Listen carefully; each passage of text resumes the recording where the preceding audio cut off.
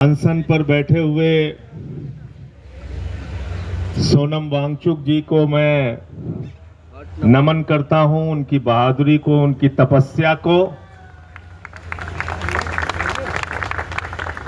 अभिजीत दीपके जी और उनके सभी साथियों को, जिन्होंने जंतर मंतर से नौजवानों को एक आवाज दी है, आवाज दी है पेपर लीक के खिलाफ, आवाज दी है सरकार की तानाशाही के खिलाफ। और ये आवाज हिंदुस्तान के हर नौजवान को सुननी चाहिए, क्योंकि जब अभी मैं बातचीत कर रहा था तो मैंने सोनम जी से पूछा कि आपकी उम्र कितनी है, तो मुझसे कहने लगे कि 59 साल की हमारी उम्र है। 59 साल के सोनम वांगचुक अगर इस देश में पेपर लीक रोकने के लिए अनशन कर सकते हैं, तो हिंदुस्तान के हर नौजवान को इनके समर्थन में खड़ा होना चाहिए, खड़ा होना चाहिए इनके समर्थन में। इसलिए कि पहले से कोई गंगा निकलनी चाहिए। सिर्फ हंगामा खड़ा करना मेरा मकसद नहीं, मेरी कोशिश है कि ये सूरत बदलनी चाहिए। और मेरे सीने में नहीं, मेरे सीने में नहीं तो तेरे सीने में सही हो कहीं भी आग, लेकिन आग जलनी चाहिए। बिल्कुल ठीक कहा हमारे दोस्त जॉन ब्रिटास जी ने। यह देश आजाद कैसे हुआ? आंदोलन की बदौलत आजाद हुआ। इस देश से 190 साल का अंग्रेजों का शासन कैसे गया? राष्ट्रपिता महात्मा गांधी के आंदोलन से गया, नेताजी सुभाष चंद्र बोस के आंदोलन से गया, शहीद आजम भगत सिंह की कुर्बानी से गया, शहीद सुखदेव, शहीद राजगुरु, शहीद अशफाकुल्ला, शहीद रोशन सिंह, शहीद राजेंद्र लारी और 16 साल के खुदीराम बोस ने जब फांसी के फंदे को चूमा, तब ये मुल्क आजाद हुआ। ये मुल्क उन लोगों की बदौलत याद रखना, उन लोगों की बदौलत ये मुल्क आजाद नहीं हुआ जो उस जमाने में अंग्रेजों की दलाली कर रहे थे। नाम ले लूंगा तो मुश्किल हो जाएगी, नाम ले लूंगा तो मुश्किल हो जाएगी। सदन में मुझसे कहने लगे वंदे मातरम पे बहस करो। मैंने कहा बेईमानो, 4 लोगों का नाम बताओ जो वंदे मातरम लगा के तुम्हारे पुरखे जेल गए थे। 4 के नाम बताओ। वंदे मातरम की बात करते हो, भारत माता की जय की बात करते हो, तुम लोग बात करते हो जिन्होंने अपने मुख्यालय पे 52 साल तक भारत माता का तिरंगा झंडा नहीं फहराया। उनसे कोई देशभक्ति का प्रमाण पत्र नहीं चाहिए। भारत माता की मुझे बहुत अफसोस है कि देश के शिक्षा मंत्री ने हमारे नौजवानों को देशद्रोही कहा। मुझे बहुत अफसोस और पीड़ा है कि इन नौजवानों को अपमानित करने का काम किया गया जो जंतर मंतर से अपनी आवाज लगा रहे हैं। मैं भारत के प्रधानमंत्री नरेंद्र मोदी और देश के शिक्षा मंत्री से कहना चाहता हूं, ये अपने हक के लिए यहां पर है, पेपर लीक को रोकने के लिए यहां पे है, और पेपर लीक पूरे हिंदुस्तान में रुकवा कर दम लेंगे। ये इनकी लड़ाई उस बात के लिए है।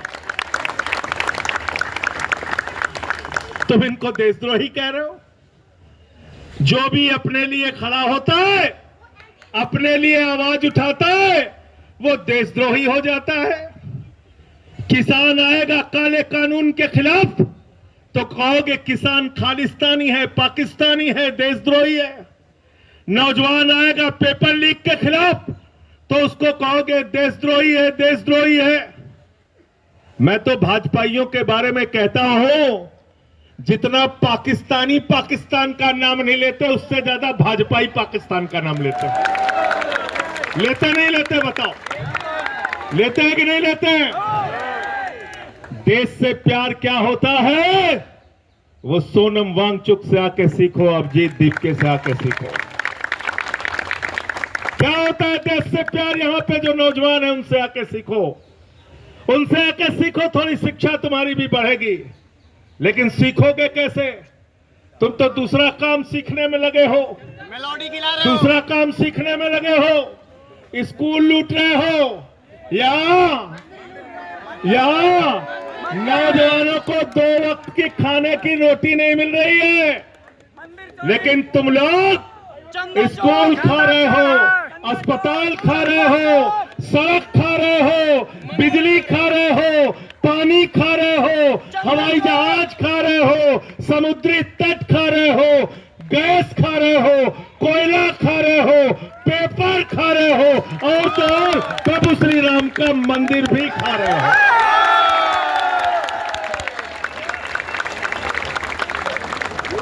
मैं बड़ा हैरान था कि सब कुछ तो खा गए, अब क्या खाएंगे? कोयला खा गए, गैस खा गए, बिजली खा गए, पानी खा गए, सड़क खा गए, पुल खा गए, जहाज खा गए, अब पेट्रोल खा रहे हैं, उसमें कह रहे हैं एथेनॉल मिला के गाड़ी खाएंगे। गाड़ी खा रहे हैं, स्कूटर खा रहे हैं, बस खा रहे हैं। मैं सोच रहा था सब खा गए, अब क्या खाएंगे? कहने लगे संजय सिंह जी गलत फहमी मत पालो, अब हम प्रभु श्री राम का मंदिर खाएंगे, वहां का चंदा खाएंगे। चंदा लूट रहे हैं, चंदा चोरी कर रहे हैं। तो मैं ये कहना चाहता हूं, जिन्होंने भगवान को नहीं बख्शा वो ना तो राम के हैं, ना आम के हैं, ना किसी काम के हैं। अडानी दोस्त है, अडानी गलत तो नहीं कह रहा हूं? प्रधानमंत्री जी हर 15 दिन पे बात करने आ जाते हैं। मन की बात। क्या कहते हैं? मन की बात। परीक्षा ऐसे देना बच्चों, हाई स्कूल में ऐसे पढ़ना, इंटर में ऐसे पढ़ना, खुद दिया सुबह उठ के ऐसे जाना, रात में ऐसे याद करना। कई लोग रोने लगते हैं, कहते कितने बढ़िया प्रधानमंत्री, बताओ बच्चों को परीक्षा पे चर्चा कर रहे हैं, परीक्षा पे चर्चा कर रहे हैं। 93 पेपर लीक हो गए हिंदुस्तान में। मैं भारत के प्रधानमंत्री से कहना चाहता हूं, एक बार पेपर लीक पे चर्चा करके दिखाओ, पूरे हिंदुस्तान का नौजवान तुमसे जुड़ेगा। करो पेपर लीक पे चर्चा। मैं चला गया प्रयागराज, अभिजीत जी, मैं प्रयागराज चला गया पेपर लीक पे चर्चा करने। हमारे कमरे में पुलिस वाले आ गए, ये स्टार वो स्टार बंदूक लेके सब पहुंच गए वहां पे। कहने लगे यहाँ पे आप क्या बात कर रहे हैं? हमने कहा तुमसे क्या मतलब? बंद कमरे में कहने लगे पेपर लीक पे चर्चा तो नहीं कर सकते आप। मैंने कहा तुम पेपर लीक कर सकते हो बेईमानो, हम चर्चा भी नहीं कर सकते, हम चर्चा भी नहीं कर सकते। तो मैंने पेपर लीक पे चर्चा किया वहां पे, और जो पेपर लीक पूरे हिंदुस्तान में हुआ है, तो हमसे कई बार लोग पूछते हैं कि आप लोग बीजेपी वालों को क्यों दोषी ठहराते हैं, मोदी जी को क्यों दोषी ठहराते हैं, शिक्षा मंत्री को क्यों दोषी ठहराते हैं? अरे इस सरकार का क्या लेना देना पेपर से? तो मैं उनसे कहता हूं, जितने पेपर लीक करने वाले हैं ये सारे के सारे चंदा चोर पार्टी से जुड़े हुए लोग हैं, भारतीय जनता पार्टी से जुड़े हुए लोग हैं। गलत तो नहीं कह रहा हूं? नहीं। गलत तो नहीं कह रहा हूं? नहीं।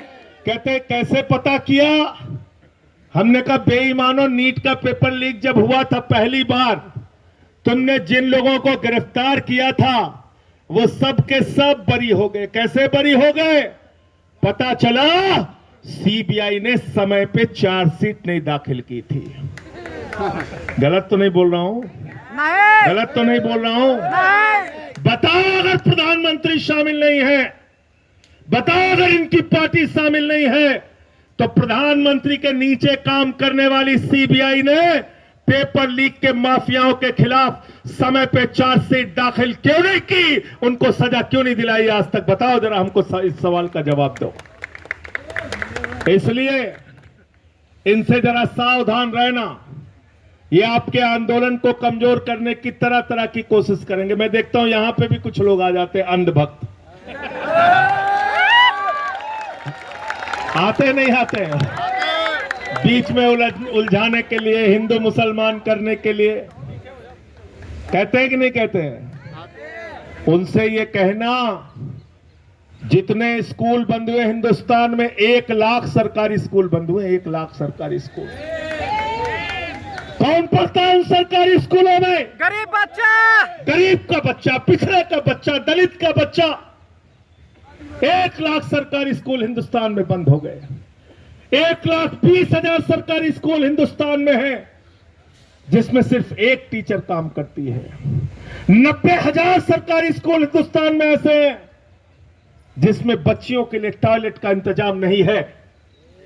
इस देश में हजारों लाखों सरकारी स्कूल ऐसे हैं जहां पे मिड डे मील में बच्चों को नमक रोटी खाने के लिए दी जाती है, उनके चावल में कीड़े पड़ जाते हैं।